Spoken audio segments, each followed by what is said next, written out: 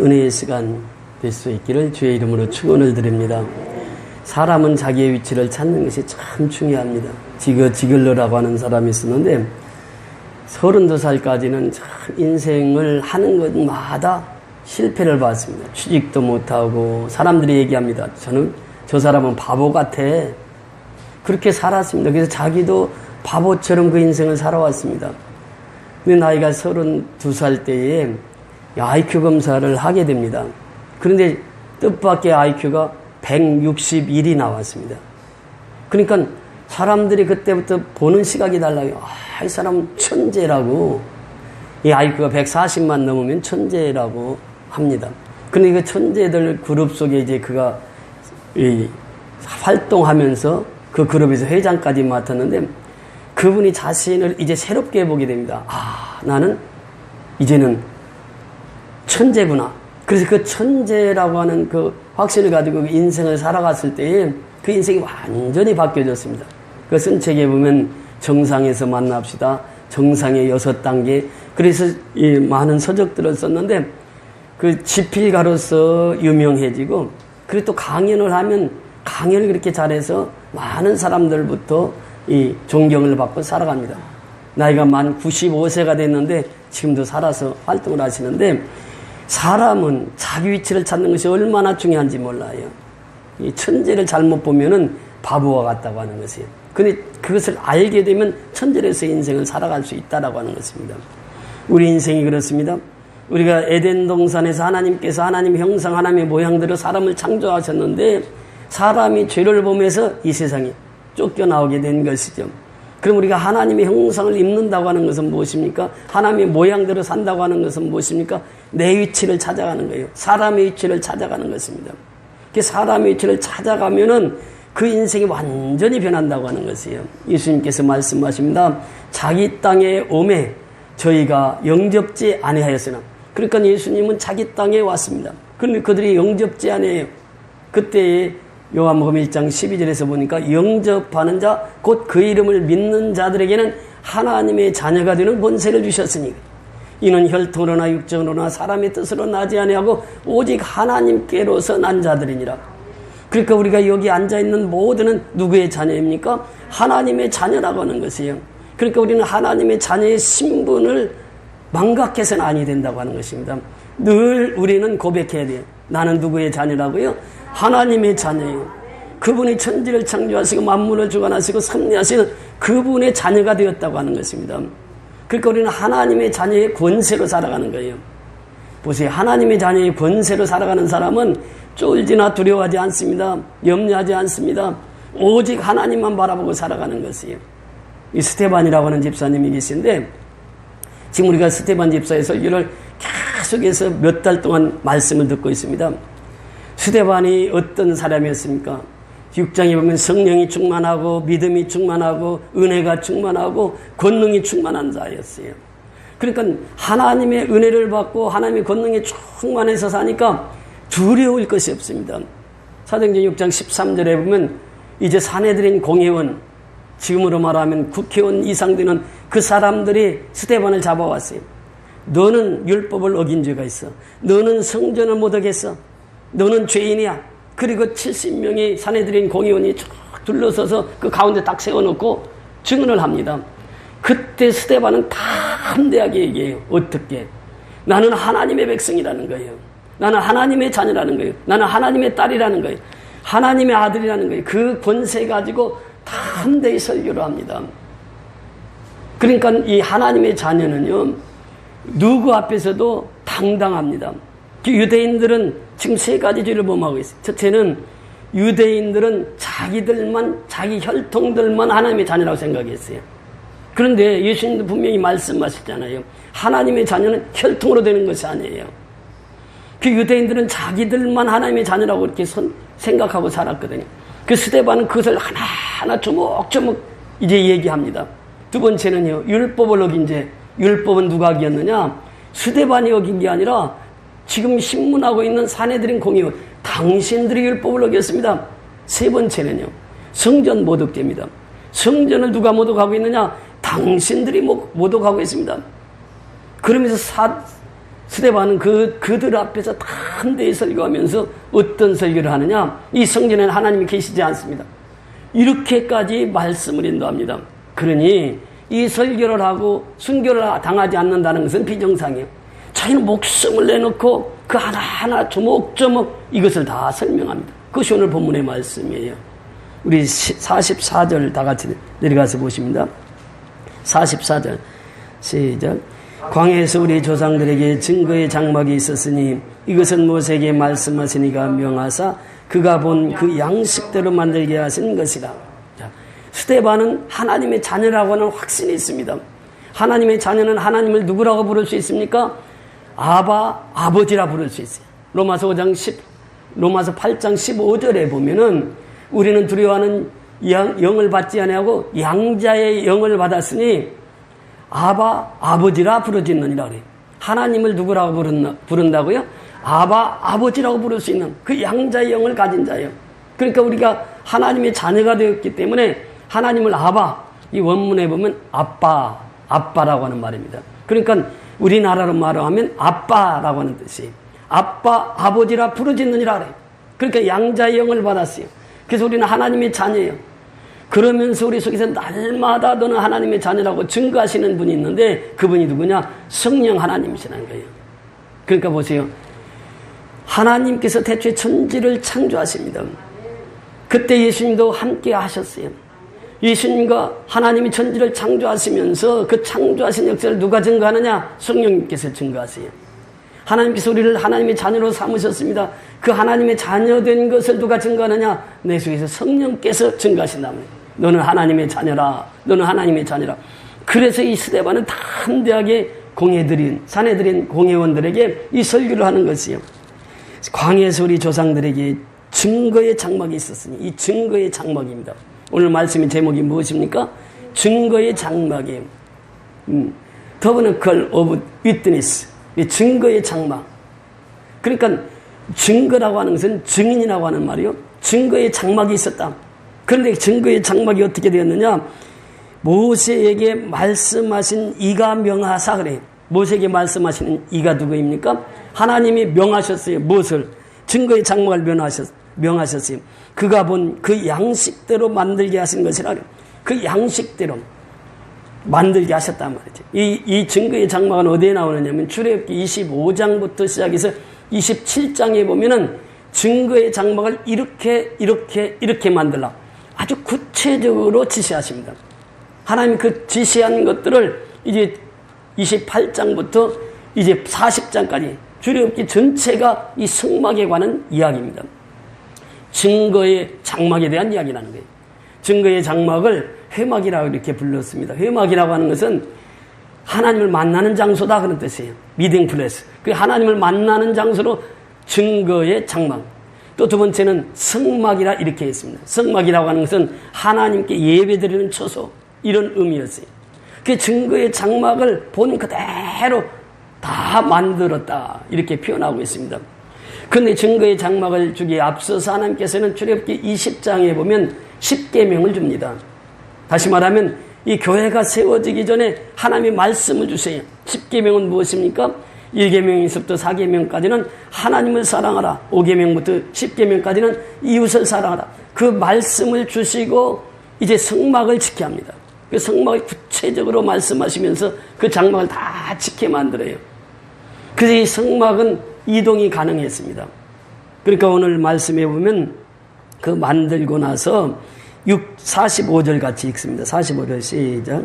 우리 조상들이 그것을 받아 하나님이 그들 앞에서 쫓아내신 이방인의 땅을 점령할 때에 여호수아와 함께 가지고 들어가서 다윗 때까지 이르니라. 그 여호수아가 그 장막을 가지고 가는, 그 법궤를 가지고 가는 거죠. 그 여호수아로부터 다윗 때까지 그 여호수아가 등장합니다. 여호수아는 예수아라고 하는 뜻인데 이 여호수아는 자기 백성을 죄에서 구원할 자 이런 뜻입니다. 그 여호수아는 누구냐? 즉 예수 그리스도를 모형이라고 하는 것이에요. 모세는 율법의 대표자입니다. 그런데 모세가 젖과 꿀이 흐르는 가나안 땅에 들어갔습니까? 못 들어갔습니까? 못 들어갔어요. 가나안 땅 직전까지 갔지만 들어가지를 못합니다. 느보산에서 모세가 120세 일기로 죽습니다. 그리고 나서 여호수아가 이제 요단강을 건너서 적과 꿀이 흐르는 가나안 땅으로 인도합니다. 그래서 율법의 시대가 마치면은 예수님이 오신다고 하는 것을 여호수아를 통해서 우리에게 말씀하시고 있는 거죠. 그러면서 다윗 시대까지 그 장막이, 증거의 장막이 있습니다. 그러면서 45절에 다윗 때까지 이르니라. 그러면서 46절 다 같이 읽습니다. 46절 시작.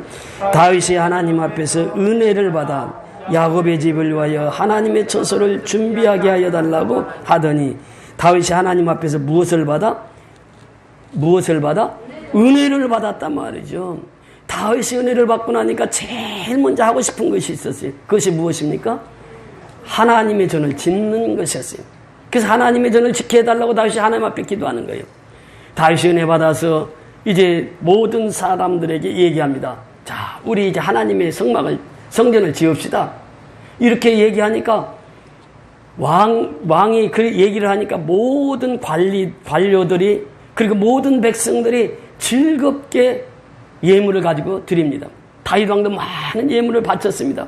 그러면서 다윗이 고백한 것이 뭐냐? 역대상 29장 10절 이하에 보면 다윗이 은혜를 받고 하나님을 표현할 때 이렇게 표현합니다. 다윗이 온 회중 앞에서 여호와를 송축하여 이르되 우리 조상 이스라엘의 하나님 여호와여, 주는 영원부터 영원까지 송축을 받으시옵소서. 송축이라고 하는 것이 무엇입니까? 찬양을 받으시옵소서. 영원부터 영원까지 찬양을 받으시옵소서. 여호와의 위대하심과 권능과 영광과 승리와 위엄이 다 주께 속하였사오니 천지에 있는 것이 다 주의 것이로소이다. 여호와여, 주권도 주께 속하였사오니 주는 높으사 만물의 머리이심이니이다. 그렇게 만물의 머리는 누구라고요? 하나님이시단 말이에요. 그러면서 부와 귀가 주께로 말미암고 또 주는 만물의 주제가 되사 손에 권세와 능력이 있사오니 모든 사람을 크게 하심과 강하게 하심이 누구의 손에 있다고요? 주의 손에 있는 거예요. 그러니까 보세요. 인생의 삶은 누구 손에 있습니까? 주님의 손에 있어요. 부자도 가난한 사람도 다 그 인생의 주인은 하나님이시다. 이것을 지금 다윗이 선언하는 것이, 우리 하나님의 이제 우리가 주께 감사하며 주의 영화로운 이름을 찬양하나이다. 나와 내 백성이 무엇이간데 이처럼 즐거운 마음으로 드릴 힘이 있었나이까? 모든 것이 주께로 말미암아 싸우니 우리가 주의 손에서 받은 것으로 주께 드렸을 뿐이니이다. 지금 다윗을 중심으로 해서 모든 백성들이 하나님의 성전을 짓는데 즐겁게 드렸습니다. 그러면서 다윗이 고백하는 것이, 이렇게 즐겁게 드릴 수 있는 것은 모든 것이 누구에로부터 왔다고요? 하나님께로부터 왔단 말이죠. 사도 바울도 그런 고백을 합니다. 로마서 11장 36절에 보면은 모든 만물이 주께로 말미암고 그로 말미암아 그에게로 돌아가리라. 근데 모든 만물은 하나님께서 창조하시고 하나님께서 섭리하셔서 그 만물은 다시 하나님께로 돌아가는 것. 이것이 바로 이제 다윗이 고백했던 것, 또 바울이 신앙 고백했던 그 고백입니다. 그러면서 우리는 우리 조상들과 같이 주님 앞에서 이방 나그네와 거류면들이라 세상에 있는 날에 그림자 같아서 희망이 없나이다. 세상에는 그 희망이 없다고 하는 것이. 그러면서 16절에 보니까 우리 하나님 여호와여, 우리가 주의 거룩한 이름을 위하여 성전을 건축하려고 미리 저축한 이 모든 물건이 다 주의 손에서 왔사오니, 누구의 손에서? 주의 손에서 왔사오니 다 주의 것이니이다. 그러니까 주님 것이, 모든 것이. 그래서 우리 성도는 뭐냐? 청직입니다. 청직이. 하나님께서 모든 것을 우리에게 주셨어요. 우리는 받아서 관리할 능력만 있는 거예요. 이 청직의 사명입니다. 그래서 예수 믿는 사람은 다 청직이에요. 하나님이 모든 것 주인이에요. 그리고 하나님께서 그 모든 것을 주시고 이제 그들이 즐거운 마음으로 하나님께 다시 드렸다, 이렇게 표현하고 있습니다. 나의 하나님의 주께서 마음을 감찰하시고 정직을 기뻐하시는 줄을 내가 아나이다. 내가 정직한 마음으로 이 모든 것을 즐거이 드렸사오니 이제 내가 또 여기 있는 주의 백성이 주께 자원하여 드리는 것을 보니 심히 기쁘도소이다. 다윗만 그런 것이 아니라 주의 백성들이 다 이렇게 심히 기뻐이 즐거이 드렸다. 우리 조상들 아브라함과 이삭과 이스라엘의 하나님 여호와여, 주께서 이것을 주의 백성의 심중에 영원히 두어 생각하게 하시고 그 마음을 준비하여 주께로 돌아오게 하시오며 또 내 아들 솔로몬에게 정성된 마음을 주사 주의 계명과 권명과 율례를 지켜 이 모든 일을 행하게 하시고 내가 위하여 준비한 것으로 성전을 건축하게 하옵소서 하였더라. 그래서 자기는 피가 너무 많이 손에 묻었기 때문에 성전 건축을 할 수 없다고 하나님의 응답을 받고 그럼 내 아들 솔로몬에게 이 아름다운 성전을 지어서 하나님께 영광을 돌리게 하옵소서 이렇게 말씀하시고 있습니다. 그리고 다윗이 성전을 짓지 못하고 솔로몬이 성전을 짓습니다. 성전을 짓고 솔로몬이 하나님 앞에 고백한 기도한 내용을 보면 역대하 6장에 나옵니다. 역대하 6장 12절부터 보면 솔로몬이 그 성전을 아름답게 지어서 하나님 앞에 봉헌하면서 하나님 앞에 기도한 내용이 나와요. 거기 보면 솔로몬이 여호와의 제단 앞에서 이스라엘의 모든 회중과 마주서서 그의 손을 펴니라. 솔로몬이 일찍이 노추로 대를 만들었으니 길이가 5규빗이요 너비가 5규빗이요 높이가 3규빗이라. 뜰 가운데 두었더니 그가 그 위에 서서 이스라엘 모든 회중 앞에서 무릎을 꿇고 하늘을 향하여 손을 펴고 모든 회중 앞에서 솔로몬이 무릎을 꿇습니다. 그리고 하늘을 향해서 손을 펴고 이르되 이스라엘 하나님 여호와여 천재주와 같으시니 없나이다. 주께서는 온 마음으로 주의 앞에서 행하는 주의 종들에게 언약을 지키시고 은혜를 베푸시나이다. 주께서 주의 종 내 아버지 다윗에게 열어가신 말씀을 지키시되 주의 입으로 말씀하신 것을 손으로 이루심이 오늘과 같으니이다. 이러면서 이 솔로몬이 하나님 앞에 기도합니다. 그러면서 18절에 들어가서 보면 하나님이 참으로 사람과 함께 땅에 계시리이까? 땅에 계시리이까? 무슨 말씀입니까? 이 땅에 어찌 하나님이 계시리이까? 그러면서 하시는 말씀이 보소서 하늘과 하늘들의 하늘이라도 주를 용납하지 못하겠거든 하물며 내가 전 건축한 이 성전이오리까? 어떻게 하나님이 이 좁은 성전 안에 거할 수 있겠습니까? 하늘과 하늘을 지으신 하나님이 그러면 솔로몬이 성전에만 계시는 하나님이 아니심을 고백하고 있습니다.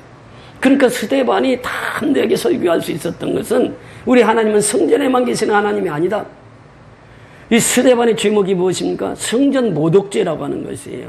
그런데 우리 하나님은 그 크신 하나님은 성전에만 계시는 분이 아니다라고 하는 거예요. 그러면서 오늘 본문으로 다시 돌아와서 보면은 47절이야 49절에 그렇게 말씀하십니다. 다윗이 하나님 앞에서 은혜를 받아 야곱의 집을 위하여 하나님의 처소를 준비하게 하여 달라고 하더니 47절입니다. 솔로몬이 그를 위하여 집을 지었느니라. 솔로몬이 그 성전을 지어요. 그 다음에 48절에 보니까 그러나 지극히 높으신 이의 손으로 지은 곳에 계시지 아니하시나니 선지자가 말한 바. 솔로몬도 그렇게 고백했지만 선지자 또 한 사람이 등장합니다. 이 사람이 누구냐 하면 이사야입니다. 그 49절 다 같이 읽습니다. 49절 50절 시작. 주께서 이르시되 하늘은 나의 보좌요 땅은 나의 발등상이요 너희가 나를 위하여 무슨 집을 짓겠으며 나의 안식할 처소가 어디 있냐. 이 모든 것이 나 손으로 지은 것이 아니냐 함과 같으니라. 이사야 선지자 똑같은 고백을 해요. 다 성전은 누가 지었어요? 사람이 손으로 지은 것이 아니냐. 그런데 우리 크신 하나님이 어떻게 성전에만 있을 수 있겠느냐 라고 하는 고백입니다. 그 말씀 49절 자세히 보세요. 주께서 이르시되 하늘은 나의 보좌요 땅은 뭐라고요? 나의 발등상이니. 보좌라고 하는 것은 무엇입니까? 왕들이 앉는 의자입니다.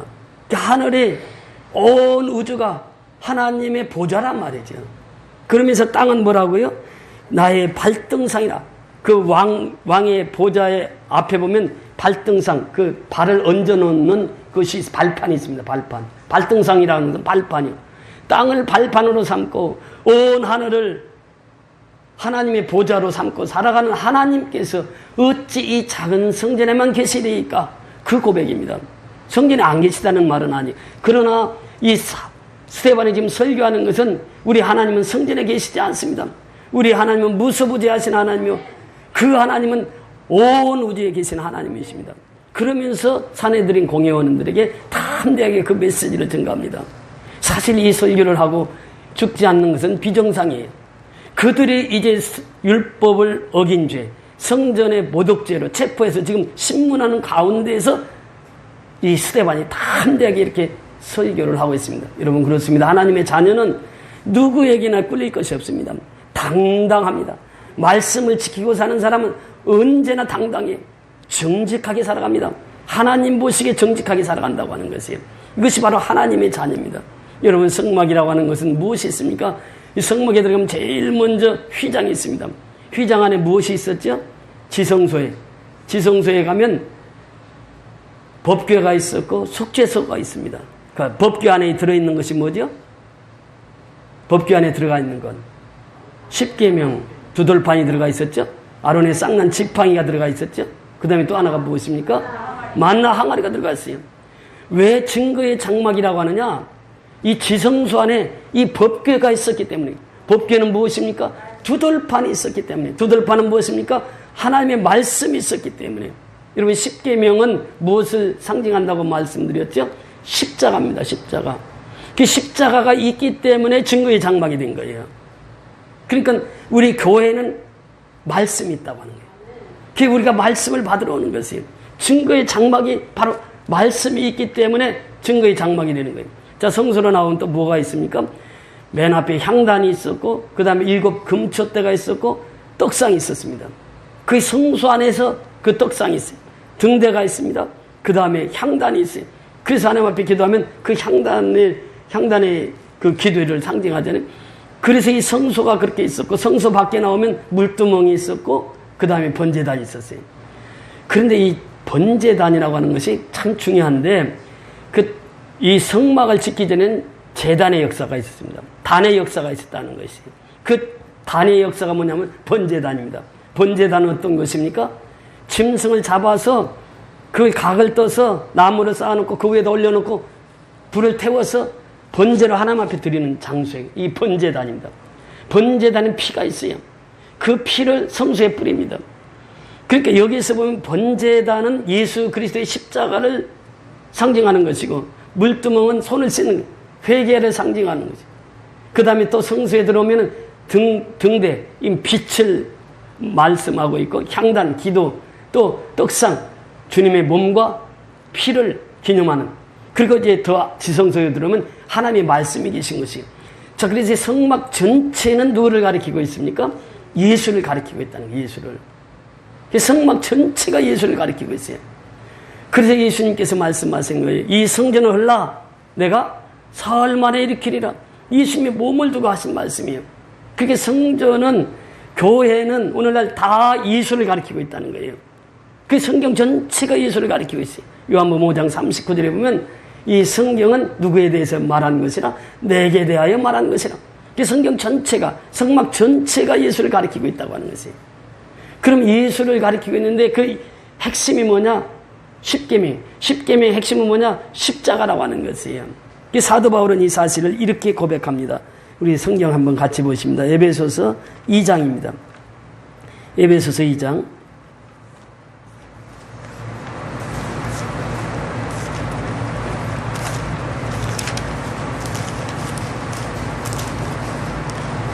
11절부터 보십니다. 에베소서 2장 11절부터 보십니다. 그러므로 생각하라. 너희는 그때의 육체로는 이방인이요 손으로는 육체에 행한 할례를 받은 무리라 칭하는 자들로부터 할례를 받지 않는 무리라 칭함을 받는 자들이라. 그때의 너희는 그리스도 밖에 있었고, 예수 믿기 전의 삶입니다. 그때의 너희는 누구 밖에 있었다고요? 그리스도 밖에 있었고 이스라엘 나라 밖에 사람이라. 약속의 언약들에 대하여는 외인이요 세상에서는 소망이 없고 하나님도 없는 자이더니. 자, 13절 같이 읽습니다. 시작. 이제는 전에 멀리 있던 너희가 그리스도 예수 안에서 그리스도의 피로 가까워졌느니라. 그리스도 안에서 무엇으로 가까워졌다고요? 그리스도의 피로 가까워졌다니. 피가 등장합니다. 여기서도 피의 복음이 등장되는 거죠. 전에는 우리가 다 죄인이었어요. 그래서 예수의 피로 그리스도와 가까워졌다. 이렇게 표현합니다. 14절에 보면 그는 우리의 화평이시니라. 둘로 하나를 만나서 원수된 것 곧 증간에 막힌 담을 자기 육체로 오시고, 이 십자가의 죽으심이 법조문으로 된 계명의 율법을 폐하셨으니 이는 이 둘로 자기 안에서 한 세 사람을 이제 화평하게 하시고 또 십자가로 이 둘을 한 몸으로 하나님과 화목하게 하려 하심이라. 원수된 것을 십자가로 소멸하시고 또 오셔서 먼 데 있는 너희에게 평안을 전하시고 가까운 데 있는 자들에게 평안을 전하셨으니 이는 그로 말미암아 우리들이 한 성령 안에서 아버지께 나아감을 얻게 하려 하심이라. 그러므로 이제부터 너희는 외인도 아니요 나그네도 아니요 오직 성도들과 동일한 시민이요 하나님의 권속이라. 이것이 바로 하나님의 자녀의 특권입니다. 이제부터 너희는 외인도 아니라 말이에요. 나그네도 아니에요. 잠시 왔다간 나그네도 아니에요.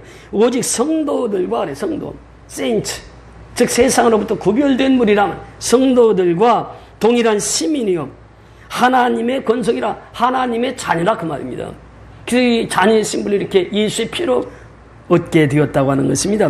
그러면 20절, 21절 다 같이 읽습니다. 시작. 너희는 사도들과 선지자들의 더 위에 세우심을 입은 자라. 그리스도 예수께서 친히 모퉁이 돌이 되셨느니라. 그의 안에서 건물마다 서로 연결하여 주 안에서 성전이 되어가고 너희도 성령 안에서 하나님이 거하실 처소가 되기 위하여 그리스도 예수 안에서 함께 지어져 가느니라. 이 성도입니다. 교회는 근데 건물보다 중요한 것이 무엇입니까? 그 사람이라는 사람. 성전은 어디입니까? 우리의 몸이라는 것이에요. 이 성전들은 함께 모여서 지어져 가는 거예요. 이것이 교회라고 하는 것입니다. 교회는 반드시 말씀이 있는 것이에요. 우리가 사도행전 7장 38절 지난주에 그 말씀을 보았는데 광야 교회는 무엇이 있었고 말씀이 있었고 살아계신 하나님의 말씀이 있었다고 하는 것입니다. 오늘날도 마찬가지입니다. 교회는 하나님의 말씀이 있는 것이에요. 그 말씀을 통해서 교회가 함께 지어져 가느니라 이렇게 말씀하십니다. 그러면서 골로새서 1장 20절에 보면 교회의 머리는 누구라고요? 예수 그리스도라. 그렇게 교회의 주인은 예수요. 교회의 머리는 예수란 말이죠. 교회는 예수로 움직이는 것이 교회라는 것이에요. 예수의 피로 곧 죄사함을 받은 성도가 모이는 것이 교회고 교회는 이제 예배를 드리는 예배당에 불과한 것입니다. 스데반이 설교한 핵심이 바로 그거예요. 성도는 다 교회다라는 거예요. 그러니까 유대인들은 성전에서 자기는 직분을 행사했고 그렇게 살아왔기 때문에 성전을 그렇게 신성시했는데 스데반은 이 성전에 하나님 계시지 않습니다. 이렇게 설교를 하는 거지. 그러면서 이 스데반의 설교를 통해서 우리에게 무엇을 교훈해 주십니까? 이 성전이라고 하는 것은 우리 각자의 몸을 말씀하시는데 그래서 고린도전서 3장 16절에 보면 하나님의 성전이 너희 안에 거하시는 줄 알지 못하느냐. 그리고 고린도전서 6장 19절로 20절에 보면 이제는 값으로 산 바 되었으니 너희는 곧 하나님의 성전이라. 그러면서 성전은 거룩하니 너희도 거룩하라 이렇게 말씀하십니다. 그래서 우리 한 사람 한 사람이 성전이라고 하는 거예요. 우리 이 성전된 우리가 해야 할 일은 무엇이냐?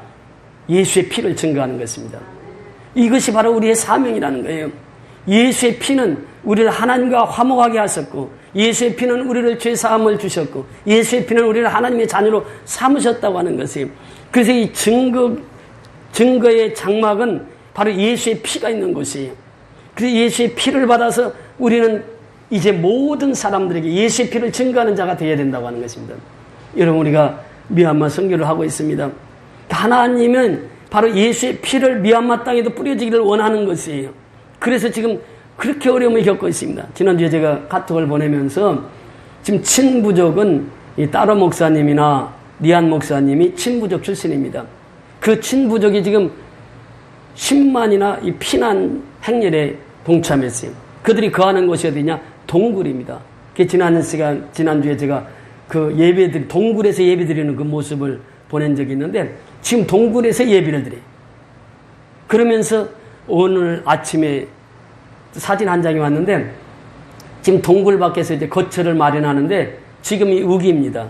우기인데 이 나뭇잎으로 임시 거처를 만들어 가지고 거기서 생활합니다.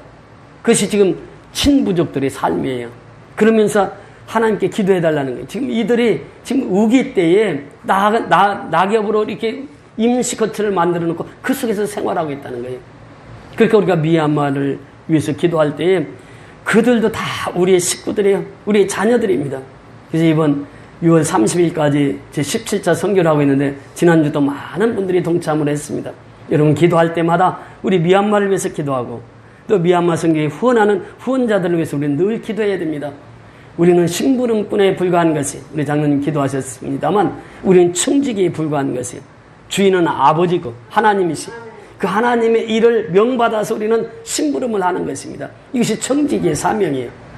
청지기는 주인의 말을 잘 들어야 돼요. 주인의 뜻대로 살아야 돼요.